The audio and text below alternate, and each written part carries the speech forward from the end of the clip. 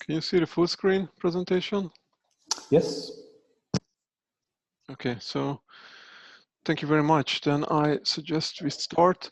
Thank you everyone for joining today, and I'm delighted to give the first talk in this series of webinar that we put together, not only because of the COVID situation as we are all logged in, but also in order to increase the information transfer that we can achieve among the members of the community of EGI, and also to inform external partners outside of that. So today, in the next roughly half an hour, I will give you a short overview of the EGI Federation, the EGI community, and how we advanced computing and science through computing. Let me start with the outline, which is showing you what I will talk about. I will briefly talk about the EGI Foundation and community structure. Then I will talk mostly about what we do, what are the services that we offer for computing, and how these services affect users, how they can be accessed, and what are the conditions of access. Whenever possible, I will use examples for you to make things more practical.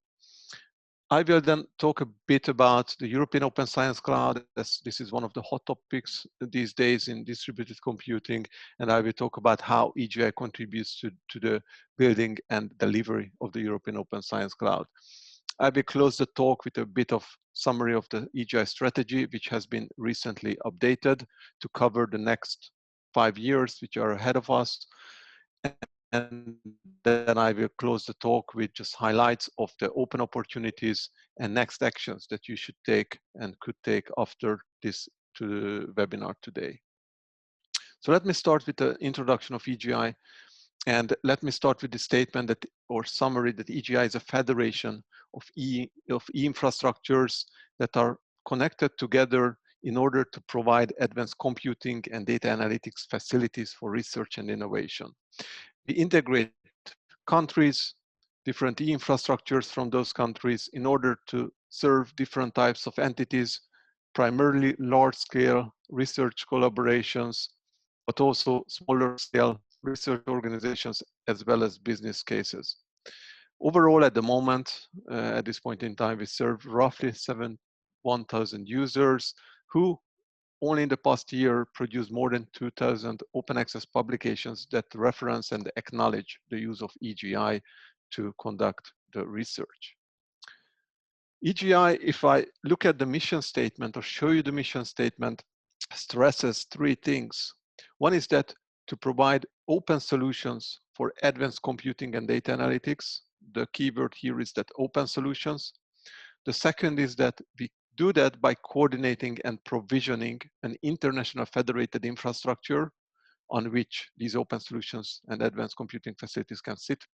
Plus, we have a global outlook. So despite we are primarily focused on Europe, we have a global outlook, and we serve users outside of Europe, as well as we federate and align EGI with resources and compute providers from outside of Europe.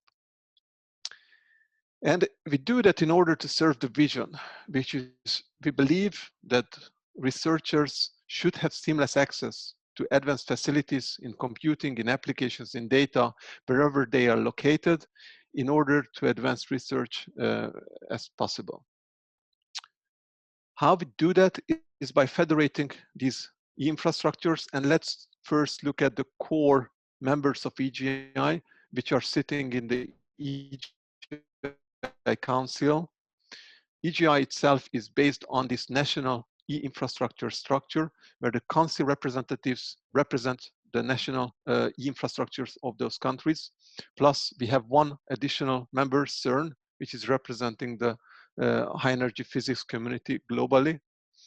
And these council members deliver services by the coordination of the EGI Foundation, the institute that I work for, which is based in Amsterdam. Here on this slide, you can see the council representatives, the 22 entities and CERN, and we are in discussion with Austria to join the council.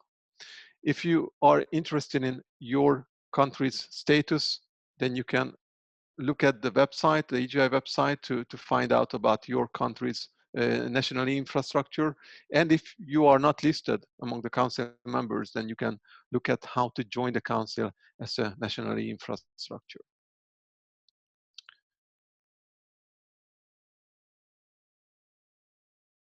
As I said, we look global, and we have partnership not only with European infrastructures, but with infrastructures outside of Europe.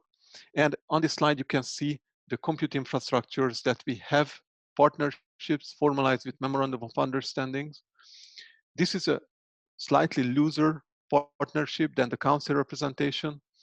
Here, with these e-infrastructures, we strive for alignment, technology transfer, and the joint serving or provisioning of services towards intercontinental user communities. And the infrastructure that we, together with these partners, deliver is shown on this slide. First, from the perspective of the resource centers that are participating in the infrastructure, are connected in some way, federated in some way. You can see that the density is much higher in Europe because of the strong partnership we have through the Council in Europe.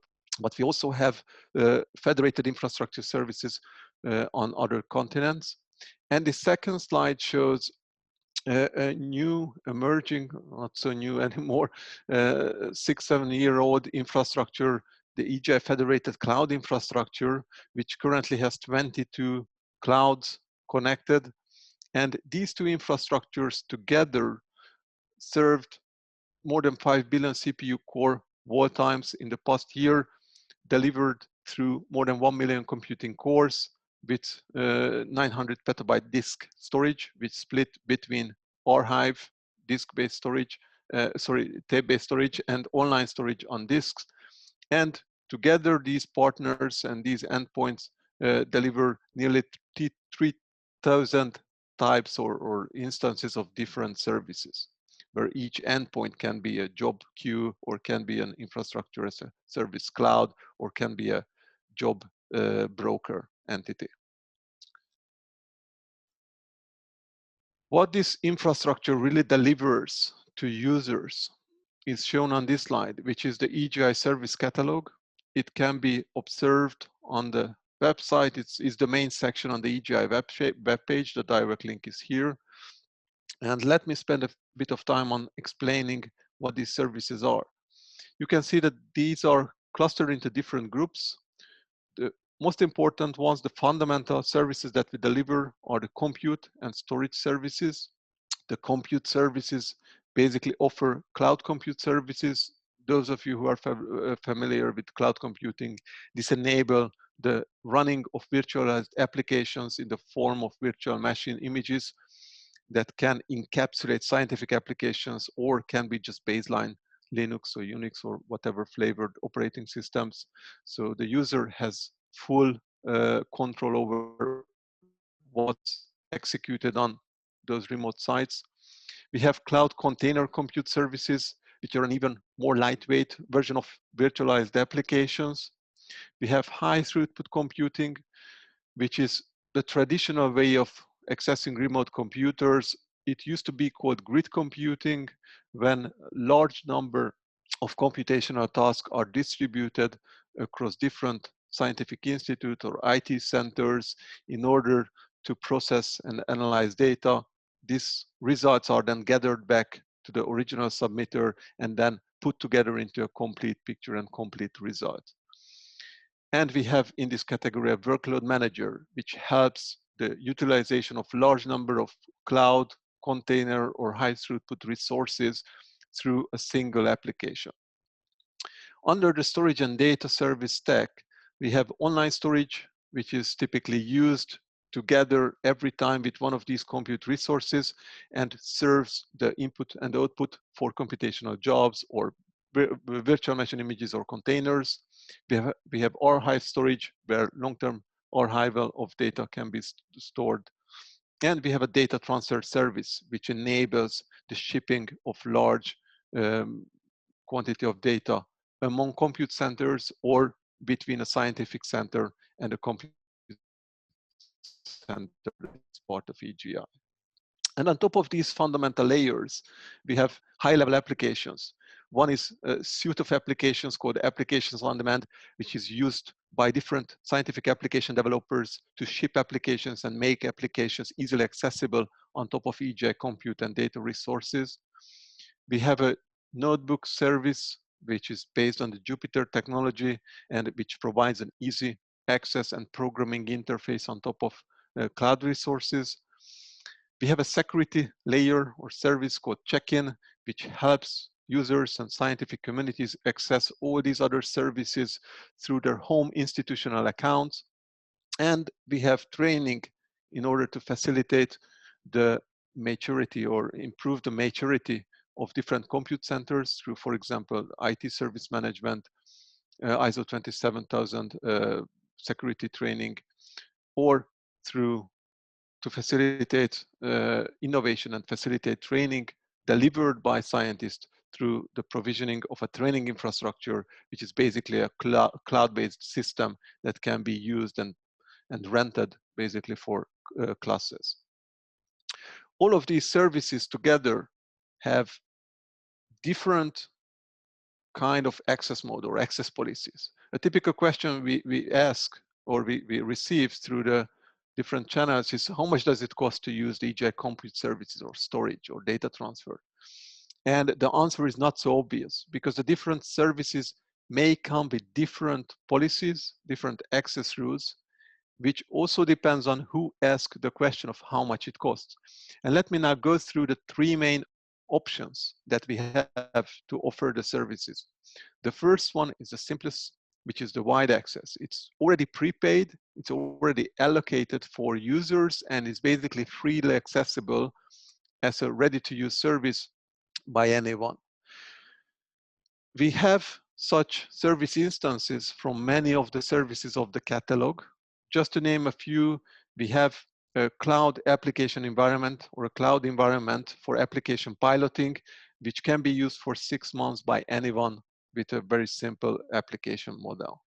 We have an EGI notebook instance, which provides baseline capacity and a permanent environment for anyone through a single login with a home institutional account.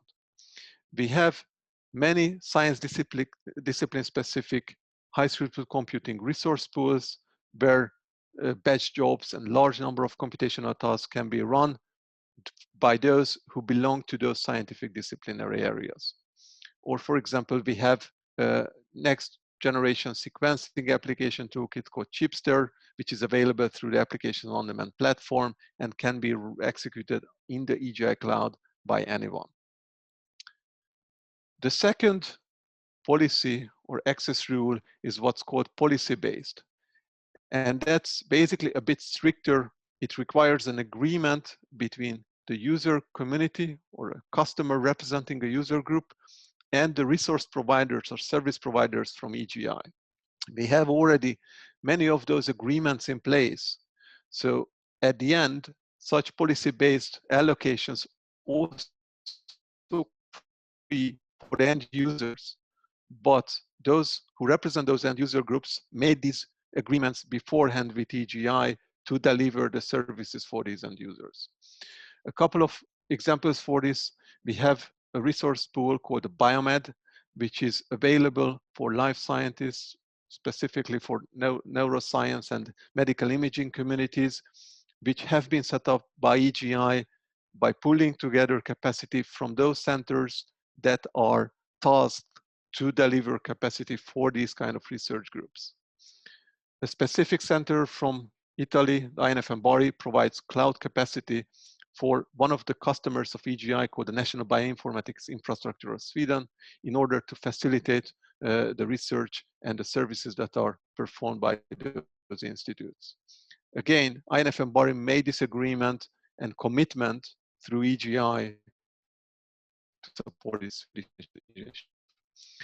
And for example, EGI Foundation regularly negotiates services for international projects by pulling together the interested partners from the EGI network of providers who then together can deliver the required capacity and configurations for those communities and projects.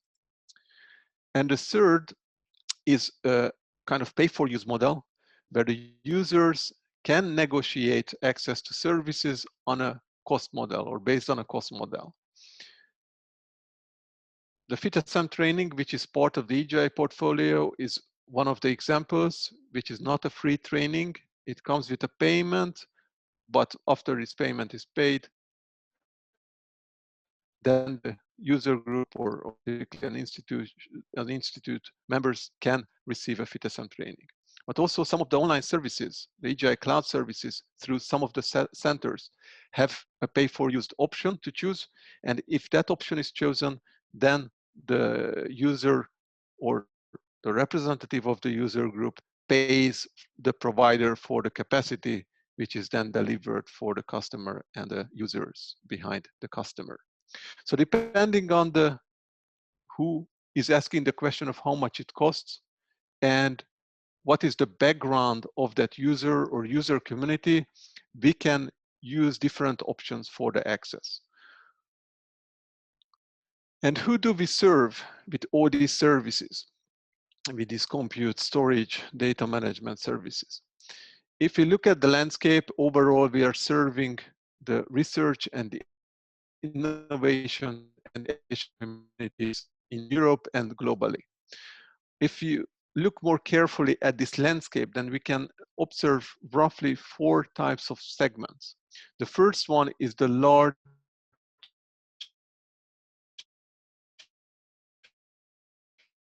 research infrastructure communities. Maybe you heard about them. What a Large Hadron Collider community, infrastructure, which is a laser facility, and many others as they grow in different domains of sciences. The common in these research infrastructures is that they have missions that are observed in decades, so they have a very long lifespan. Plus, they have partner institutes and users in many countries, if not all of the countries in Europe. They are the prime customers of EGI services. The second group who we serve are also international, probably not covering so many countries, and definitely not having lifetime which are measured in decades.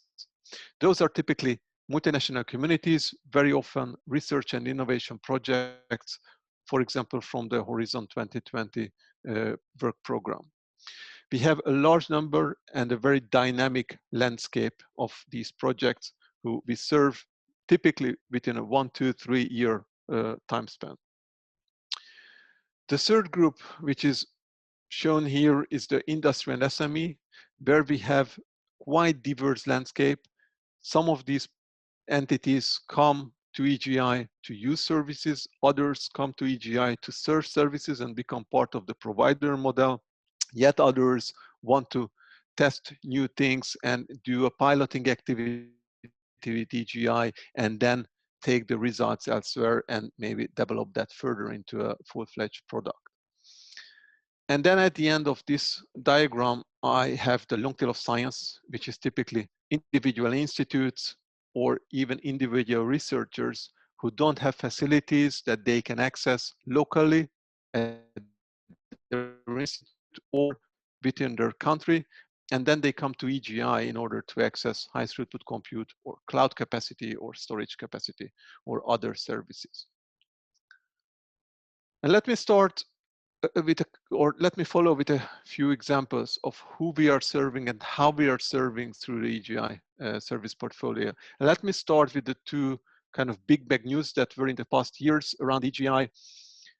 2 Nobel Prizes that were won in physics have been facilitated by EGI resources. The Large Hadron Collider collaboration on the left, which I mentioned, is one of the large research infrastructures. And the other was the LIGO-Virgo collaboration that won the Nobel Prize for the gravitational waves. These facilities and these collaborations used some of the services that I talked about that are part of the EGI catalog, and you can read about them later. You can read about them in the EGI use cases brochure, and I will talk in a few minutes around the LHC collaboration. Let me show one example right now, which is a currently ongoing development in one of the projects. So now let's talk a bit about how we serve typically a project that requires services from EGI, capacity from EGI. And this ongoing collaboration is with the project, which is on the Horizon 2020 work program, and it is the cluster of photon and neutron research infrastructures. There are 6 proton and neutron research facilities included in the consortium, each with 1 or more neutron or photon sources. And these facilities generate data at a very high rate. They archive data at their center, so at these different institutes. What they work on with EGI is to enable users from photon and neutron science to access that data, to pull that data from the institutional archives into a compute environment, which is a federated set of compute centers from EGI, and to allow those users to interact with the data through a Jupyter Notebook interface. In this setup, we combine 4 services from EGI: the EGI check-in, which is the access management layer, with EGI Notebooks, which is the Jupyter Notebooks environment, with the EGI Cloud, which is the scalable storage and compute facility, and with the Data Hub, which is not in the publicly visible service catalog. It's still in alpha phase, available for early adopters. But that Data Hub in this setup acts as a data cache or caching layer, which connects to the individual sites to pull the data sets from the scientific archives, to make those data sets available in the notebooks, and then to push the scientific results or calculational results back into the institutional archives with linkage to the original source data that was used as input for the calculation. So in this setup, we serve these scientific facilities in order to help them exploit the data and serve the data towards a large number of user communities globally. In order to achieve such a setup, we need 2 things. One is we need to understand the requirements of the scientific communities. In this case, it's a project community. We had numerous rounds of interviews with the PANOS community in order to understand what kind of services they need in order to put in place this data exploitation layer. We understood what type of services they need, how many compute cores, how much storage, what kind of configuration of Jupyter Hub they need, what's the cost, what's the required availability, reliability, and so on and so forth. And once we knew that information, we take that back to our network of providers in order to discuss with them the conditions, whether they can meet these initial requirements or they have other conditions that they pose. So in this whole facilitation, EGI acts as a negotiator that brings together a project with the providers, infrastructures from Europe and beyond, in order to reach an agreement, which is a service level agreement towards the customer, and several operational level agreement with the individual providers. This PANOS setup and many other setups are based on that principle. The service level agreement basically defines the agreement between EGI as a federation and the project community with respect of the services they need, the capacity they need, the availability, reliability, the help desk response times, and so on and so forth. And the operational level agreement defines the agreement between the EGI Federation and the individual providers who deliver capacity in order to support a specific service level agreement. Once those agreements are made, then EGI continues with a continuous follow-up of the delivery.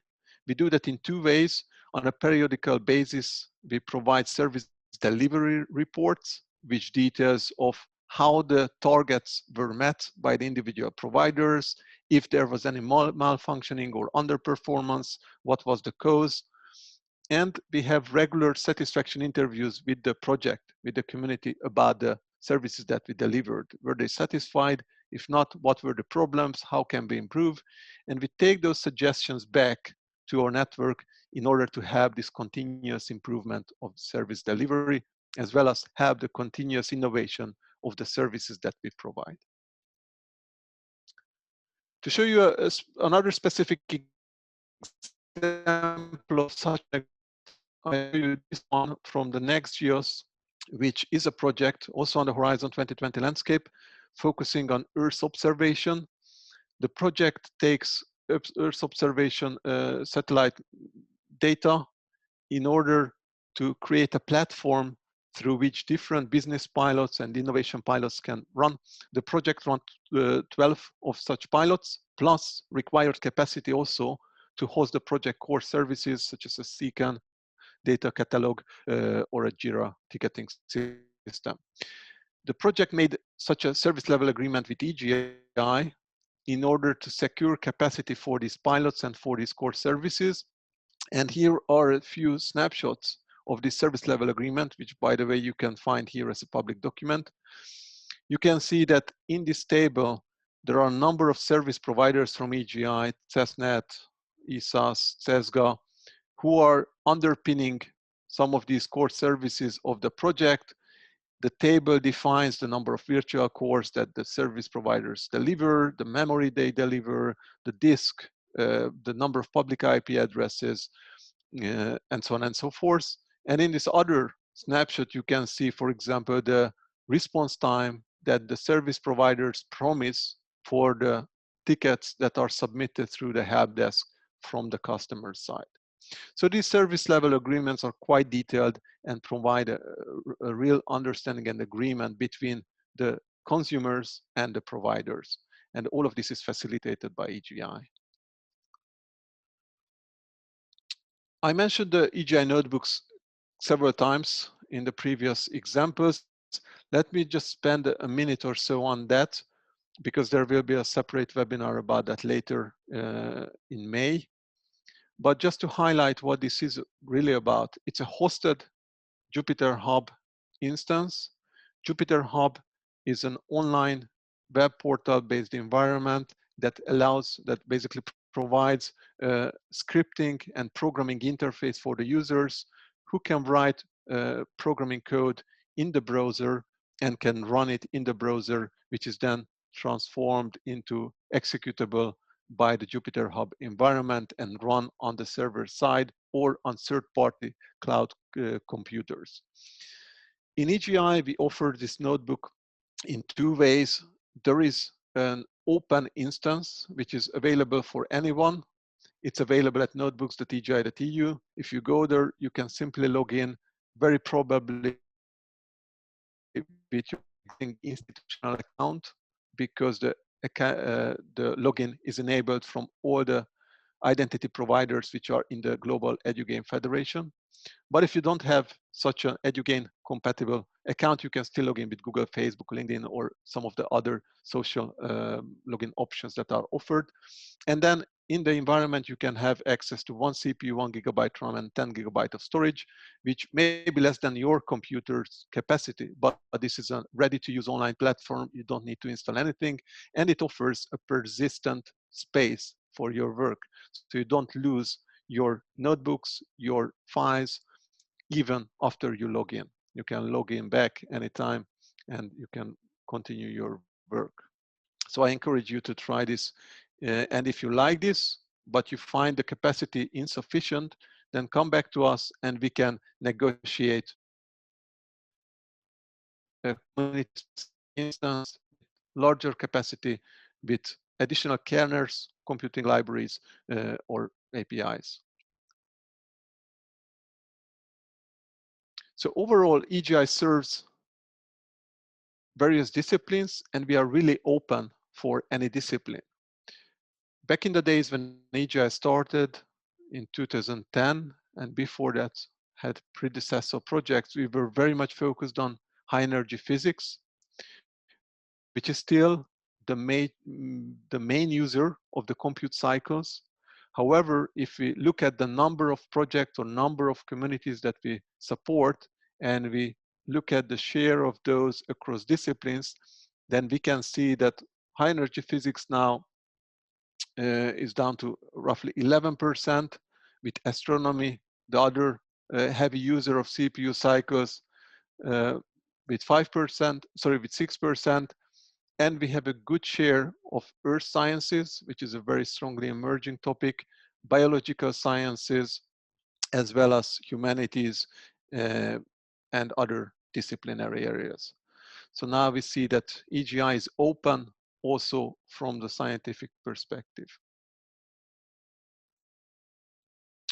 And let me move on and talk a bit about the providers and how we enable these compute services, notebook services, storage services for the users. If you look at the provider sides, I told you already that we have the council, which is the strongest tie with the resource providers. And we also have memorandum of understandings with providers from outside of Europe. What we do for these providers, both the council members and the partners from outside of Europe, is we deliver the coordination and operational tools for them. We deliver those as part of the so-called EGI Internal Service Catalog, which is available for members of the Federation and partners of the Federation. And basically it consists of three parts. One is the coordination function. So it's the human element in the EGI Foundation and the whole EGI community. We provide coordination and support for different types of activities that a data and compute center needs to deliver. The second part are online services that we provide in order that our partners and members can deliver the services they have. We have a marketplace through which the EGI services can be promoted. We have an accounting system through which the usage of your service can be monitored. We have different collaboration tools, Confluence, a wiki, and so on and so forth. We have a configuration database where all the service endpoints, the compute queues, the cloud resources are registered in order then to have a single reference point of list of services that we have. We have different operational tools to monitor the health, to, for example, to interact with the service providers. We have a help desk that the partners can rely on, and through the help desk, they can provide assistance in resolving issues. We have a service monitoring that helps us keep the health and availability of the services. And we have a repository of validated software, which is then can be rolled out in a coordinated manner to the infrastructure sites. And from the security perspective, we provide security oversight that on one hand includes this check-in system for user login, and also an attribute management in order to have a fine-grained access control to the services for individual users. And now let me come back to the Large Hadron Collider. I mentioned that I will briefly talk about what we do with them. I left this example to such a late state because many of the collaboration aspects we have with the Large Hadron Collider relates to this internal service catalog. And for those of you who don't know what the Large Hadron Collider is, here is this slide which shows you how the facility itself, the CERN facility, looks like with the 4 detectors that are underground at the suburbs of Geneva at the CERN research facility. You can see that the circumference is 27 kilometers, and these 4 detectors generate a tremendous amount of data, 50 petabytes per year, and the challenge is how to distribute that data and make it available for physicists worldwide for computing. And that's the challenge that EGI helps CERN to solve by supporting CERN in the delivery of this data pipeline, which is quite a complex. I'm not going to explain this to you. The point is that from the collider, there is this large amount of data that is generated, roughly 1 petabyte per second speed, is immediately filtered down, which is then processed further and further down the pipeline until the ready-to-use scientific data products are reached.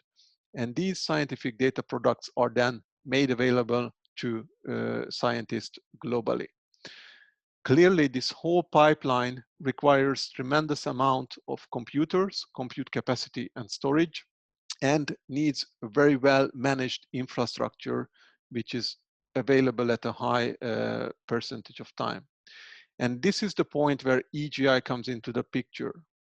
What we do is that we were part of the WSEG collaboration back in the years before actually we were called EGI, and we took in EGI the same computing model, the high throughput computing model that was developed for WSEG, and we adopted that and now serve that to other disciplinary areas.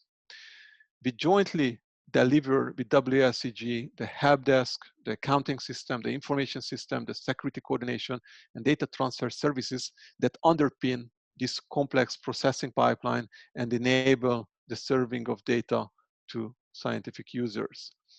Plus, we have different innovation and technology testing work across different projects. A couple of those recent projects on the slide.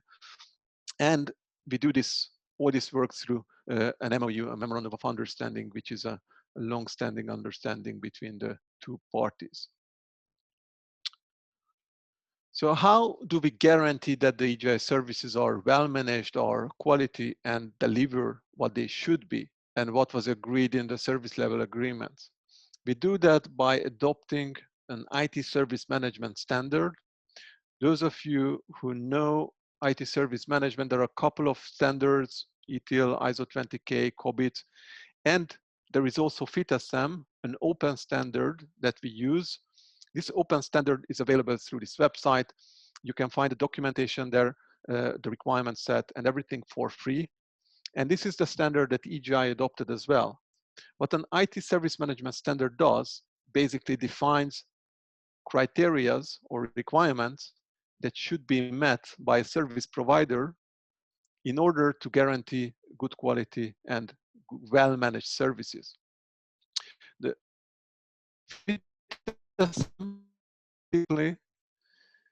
define these requirements across 14 processes, and in total have 85 requirements for those processes. Just to show you an example, those processes define things like service portfolio management. So how should a service portfolio be managed? What does it mean to have a service portfolio? A service level management, which defines the service levels.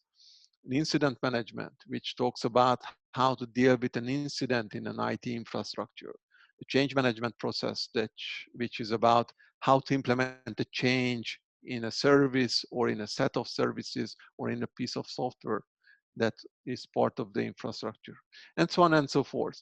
So IT FITASAM provides these 14 processes, each process with a set of requirements. Just again to show an example, there is a process called release and deployment management. And under that process, there are 6 requirements. Things like software or service release policy shall be defined. All parties that are affected by deployment should be consulted with. So these requirements should be met by an institute in order to be compliant with FITASAM. And that's exactly what EGI does. We implemented all these 85 requirements. We are compliant with the standard, and this ensures that our services are managed according to the best practices and the good practice provided by FITASAM. The implementation in practice means that we have documentation for all of these processes and all of the requirements. Again, just to show an example, these documentations are stored in a Confluence. And for the release and deployment management, we have a set of procedures that define how an emergency release should be put in place, how releases are managed, where should they be stored and published, how a standard release should be deployed, how a lightweight release should be deployed. And these 4 procedures provide guidelines for those who deploy new software in the EGI infrastructure. And again, we have a large number of these procedures under each of the 14 different processes. So let me close this main part of the talk, which was about the core EGI functions, with 2 links. One is pointing to the publications section on the website, where you can read more about what EGI does. Specifically, for example, we have a brochure about what EGI does or did recently for research infrastructures, or more a long tail of science use cases. You can read about the impacts of one of our recent projects called EGI Engage, or you can find the last published annual report. The other page, which I invite you to visit, is the services section on the website. That's where the external services are listed. And if you click on a service, then you can find the description of the service and links to access a public instance or open instance of the service if it's possible, if it's available, or to request access to some of the controlled policy-based access instances. So I encourage you to visit the website and to study the services and to submit access or requests, deployment request for those that are of your interest. And let me move to the shorter part of the talk, which is about how we contribute to the European Open Science Cloud. And let me start with a brief introduction of the European Open Science Cloud, because maybe some of you haven't heard about. It's an initiative that started in 2016 by the European Commission with the emphasis on creating a virtual environment, a federated environment, researchers, irrespectively of their location and discipline, have access to free at the point of use services, resources, storage, compute services that are basically all things that are required to perform digital science. This vision, which was laid down in 2016, then led into different action lines within the Commission. And I'm not detailing those action lines, I'm just highlighting you where we are now. So in roughly 4 years, we moved from the vision to a large number of very practical initiatives around the European Open Science Cloud. One is that the EOSC portal, the landing page for the European Open Science Cloud, has been opened almost 1.5 years ago. That's the main page to visit. That's the place where you can see already services that are available. That's the place where you can offer services if you are a provider. And that's basically the information page for anyone who wants to learn about the current status and the future plans of the EOSC. We reached that stage by running different European Commission co-funded projects. The number of projects really skyrocketed in the past years. Now we have at the moment 47. You can study those projects on this page. Each has a short description. Different governance board or boards have been established. The governance board collecting country delegates, the executive board set up by the Commission collecting a few research and e-infrastructure representatives. There is an open stakeholder forum where anybody can participate through a discussion platform, which is online, and also by attending their physical and virtual events. There are different working groups focusing on different aspects of the European Open Science Cloud, and there is different entities emerging. There is a legal entity which will be established before the end of this year to represent the European Open Science Cloud at the European scale. So it will be some European legal entity.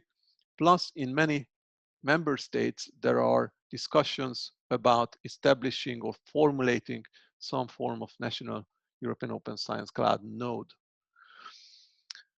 And currently there are open calls, Horizon 2020 calls, which aim to bring the European Open Science Cloud forward.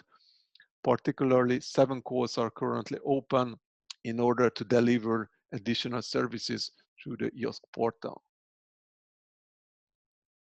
So let me talk about one project specifically called EOSC Hub, because it's one of the largest projects of EOSC.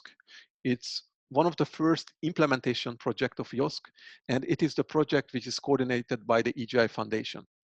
The project itself started 2.5 years ago, or nearly 2.5 years ago, in January 2018. It runs for 3 years. It has a budget of 33 million euros, and it has more than 100 partners. So it's quite a massive endeavor. In order to mobilize providers from e-infrastructures and from scientific research infrastructures to establish the hub. The hub is basically the core of the European Open Science Cloud, a service management system through which services can be registered, shared, accessed, and delivered to scientists. The EOSC Hub project basically established this hub from 4 elements. On one hand, the project brings ready-to-use services from e-infrastructures and scientific research infrastructures into a marketplace. These services are sometimes data services, so scientific data that can be downloaded or accessed in an online cloud environment, ready-to-use scientific applications and tools that can be used for visualization analysis, baseline infrastructure services such as those that I talked about earlier, high throughput computing, cloud computing, baseline storage, online storage, archive storage, network connectivity, and training and consultancy services. The second part where the EOSC Hub project contributes is laying down the core of this hub, which is basically the glue, the thing that keeps the other services together. On one hand, there is a marketplace through which services can be browsed and accessed directly, or an access request submitted, an authentication and authorization infrastructure in order to streamline the access by simplifying the number of logins that one needs to take to reach a service endpoint, a usage accounting, and a service availability and reliability monitoring system. There is a federated operations aspect of the hub, which is basically the rules in which services must be governed and managed in order to make them operate properly. This federated operations is also based on FITOSAM, similarly to what I described earlier with EGI. And the last aspect of the EOSC Hub project is harmonizing policies and processes in order to simplify the service landscape for the users, in order to make, for example, services more compatible or comparable with each other, in order to facilitate the access of multiple services from cross-border or cross-disciplinary workflows. And the EGI entity or EGI Federation contributes to all of these 4 areas through the EOSC Hub project. Those services that are in the EGI catalog are also available and delivered through the EOSC channel, so are available through the EOSC portal.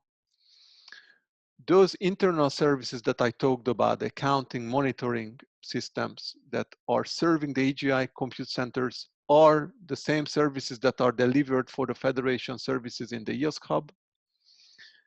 The ITSM, the IT Service Management System that is used by EGI, is compatible with the IT Service Management System used by the Hub. And EGI participates in many of the policy and process harmonization and alignment activities. So all these results are there to serve and to enrich the EOS portal, which is the main point for both users and providers. On this snapshot, I show you the user relevant section. This is the section where the existing services of the European Open Science Cloud can be studied and accessed. And we are proud to say that 25% of the total service access that are happening through the European Open Science Cloud are targeting the EGI services. And out of those, the requests are first the cloud service, so it's the EGI Infrastructure as a Service Cloud. The second is the EGI Notebooks, and the third is the applications on demand, which itself is a suite of applications, including the chipster, which I mentioned earlier for next generation sequencing, but others too. And let me close the talk with just a highlight of the EGI Federation Strategy, which was published recently. You can find a strategy under the publication section on our website. And this federation strategy basically has 5 main goals for EGI. One is that in the next 4.5 years, basically, remain to be a trusted service and technology partner for research and innovation. Second is to keep evolving the service offering by continuous innovation based on feedback and requirements we gather from researchers. The third is to focus on training even more to improve the skills of the users as well as the providers to help them mature the services and mature them in the usage of those services. The fourth is to align the business models that are available across the board to deliver services for cross-border provisioning. Fifth is to strengthen the governance of EGI and also to broaden the European coverage. So if you are from a country which is not part of the EGI Council, please study the website and see, hopefully based on this presentation, understand how EGI with your users and your service providers in the country. And we would like to become and be a strong and recognized foundation of the European Open Science Cloud as the system matures in the coming year. So after this webinar, what can you do next? I provided several URLs for you, but just a couple of the main ones or new ones. We recently opened a call for COVID-19 related research projects. We try to help the world overcome this situation. And for this one, we invite research projects to submit applications to access services. We provide compute, storage, consultancy, and training for those who submit projects in order to carry out data analytics, visualization, or other compute and data intensive research. In the European Open Science Cloud Hub project context, we are going to organize a 3-day online conference. We transformed the originally physically planned conference into an online event. And I encourage you to go to the website and to see the program and to apply and follow the sessions. The EGI conference will be hopefully held as a physical event in early November. The program is under development. The venue will be in Amsterdam. Giuseppe mentioned in the introduction that we have already a lineup of webinars. Just to remind you that we have the next one coming up in 2 days. Alexander Bombin from the structural biology community will talk about how they are using EGI for 10 years, what service combinations they use. The talk will be a very nice follow-up of what I talked about today. You can see a user talking about how they uptake the EGI services and combine the different elements of EGI services in order to deliver a scientific suite of services. Then the other webinars later on this month and then in May and June will zoom into individual services, starting with the cloud compute service, then with the notebooks, then with the AI check-in, and with others. So those of you who are interested in learning more deeply about individual services will find for sure a topic. And then at the end, I would like to just highlight that we are also planning to open very soon a call for research projects, which we did in the past years as well. And we support those projects with dedicated consultancy time and dedicated resources, and also because of the coronavirus situation, with a dedicated online workshop to help them get up to speed with the uptake of EGI services.